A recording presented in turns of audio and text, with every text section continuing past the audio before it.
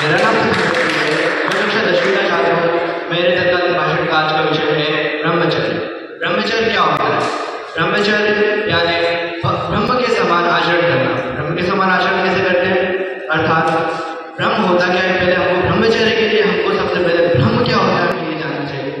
ब्रह्म जो हम सबके अंदर वास करता है, जो हर कण कण में है, जिससे होने वाली ना होने वाली चीज़ों का जो मूल है वो ब्रह्म है, और उसके समान आचरण करना अर्थात हमको ब्रह्म के समान आचरण करना चाहिए। जैसा कि हमको वो जो बापूजी बताते ही रहते हैं कि हमें ब्रह्मचर्य का पालन करना चाहिए। हमें कई ऋषि मुनियों ने बताया है कि हमें हमारे दिनचर्या को एक आदर्श दिनचर्या बना के उसके ऊपर उसका पालन करना चाहिए, जिसके कारण हम एक कम से कम थोड़ा सा समय निकाल के हम थोड़ा सा उसको ब्रह्म की तरफ मोड़ें। ब्रह्मचर्य हम पूरा ब्रह्मचर्य तो पालन कर नहीं सकते हैं, पर जितना हो सकता है उतना हम करके हम उसको ब्रह्म की तरफ मोड़ दें, मतलब हम हमारे जीवन को ब्रह्म के को अर्पण कर दें, उसी को एक तरीके से ब्रह्मचर्य कहते हैं। और हर किसी को अपने जीवन में हमारे जो चार आश्रम रहते हैं उसमें ब्रह्मचर्य जो होता है बचपन से लेके जब तक उसकी शादी नहीं होती मनुष्य की, तब तक ब्रह्मचर्य का समय रहता है। उस समय में हमको सिर्फ और सिर्फ ज्ञान एवं ब्रह्म की तरफ ही चलना चाहिए, क्योंकि हम जब उस ब्रह्म की तरफ चलते हैं तो हमें बहुत सी चीज़ों का अनुभव होता है, और वो अनुभव हमें जीवन में उस स्थिति में पहुंचा देता है जिस स्थिति पे ना कोई सोच सकता है ना कोई समझ सकता है। जो ब्रह्मचर्य पूर्णतः पालन करते हैं उनमें तो बहुत से आधा भी मतलब 0.1% ब्रह्मचर्य का कोई पालन करता है ना, तो आज कोई ऐसा होगा नहीं जो उनको पूछेगा नहीं। उनका ऑरा इतना तेज हो जाता है, इतना तेज होता है कि इधर जितने बच्चे बैठे ना, इसमें से जो बुरे बच्चे 0.1% भी अगर कोई ब्रह्मचर्य का जो लिखा हुआ है हमारे वेद ग्रंथ में उसका पालन करता है तो 0.1% भी इन सबको बदल के रख देते हैं। यही हमारे बापूजी के अंदर है, जिसके कारण वो इतने सारे लोगों को प्रभावित करते हैं। बहुत सारे संत महात्मा हैं, पुरी के शंकराचार्य जी हैं, सबके पास जो ब्रह्मचर्य की शक्ति है, जिसके कारण वो अपने आप को इतना लोगों को ब्रह्म की ओर मोड़ते हैं कि भैया ब्रह्म ही सब कुछ है, ब्रह्म सत्यम जगत मिथ्या।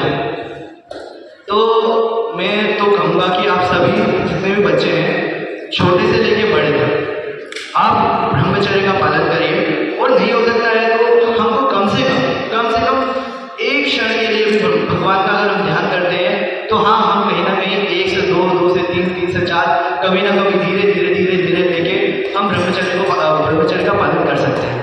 परंतु कई बच्चे मोबाइल में लग के टीवी देख के अन्य काम करके खेलते कूदते बोलते कौन करेगा माला वगैरह, हम खेलेंगे कि माला करेंगे, हमारे पास समय नहीं है।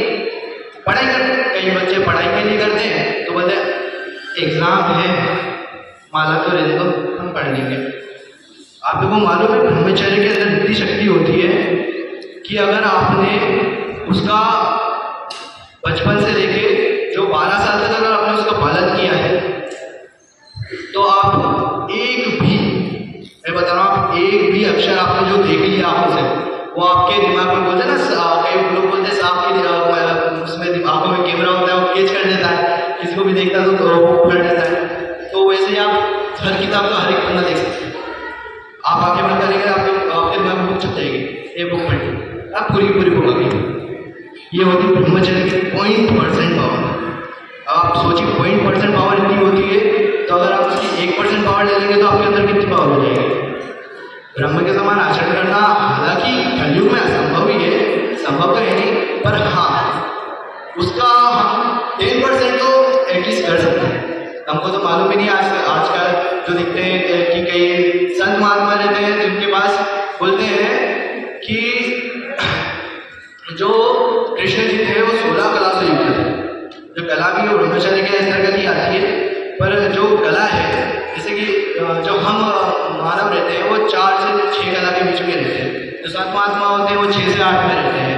जो हमारे परशुराम जी थे उनकी थी 8 से 10। जो हमारे राम जी थे वो 14 कलाओं से युक्त थे, और जो कृष्ण जी थे उनको पूर्णावतार इसलिए कहते हैं, उनके अंदर 16 कलाएं थी, वो 16 कलाओं से युक्त थे। वो श्री हरि विष्णु श्री हरि नारायण का ही स्वयं रूप थे। एवं उन्होंने हमको सिखाया है कि ब्रह्मचर्य क्या होता है। उन्होंने गीता जी में उपदेश दिया है कि ब्रह्मचर्य, कर्म, भक्ति, ज्ञान, इस सब के लिए उन्होंने जो बहुत समय पहले खत्म हो चुका था उस ज्ञान को वापस अर्जुन को दिया, ताकि वो अर्जुन को ही नहीं सबके पास जा सके और सबको ये पता चल सके कि ज्ञान, भक्ति, ब्रह्मचर्य ये सब होता क्या है।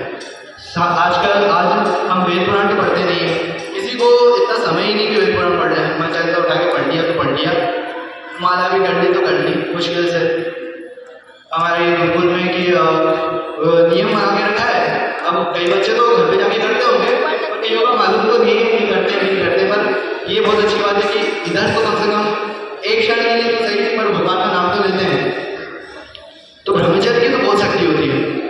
इस शक्ति का तो मैं भी बोलता हूँ कि मैं आपको बता रहा हूँ आप लोगों को, पर मेरे को भी अभी तक इस शक्ति का भान नहीं है, पर मैं जितना बता रहा हूँ उसके हिसाब से अगर आप सोच सकें तो ये समझ लीजिए ब्रह्मचर्य की शक्ति इतनी होती है कि अगर आप 50% उसका आधा भी अगर आपने गेन कर लिया, ब्रह्मचर्य, अपना जीवन ब्रह्मचर्य में समर्पित कर दिया, तो आपके वाक्य, आपकी जीवन में इतनी शक्ति हो जाएगी कि अगर आपने बोल दिया कि ये जो मरे हुए जूते लोग हैं ना सब जिंदा हो जाएंगे, तो सब तुरंत एट ए टाइम जिंदा हो जाएंगे। ये ब्रह्मचर्य की पावर होती है। तो हर किसी स्टूडेंट को अपने जीवन में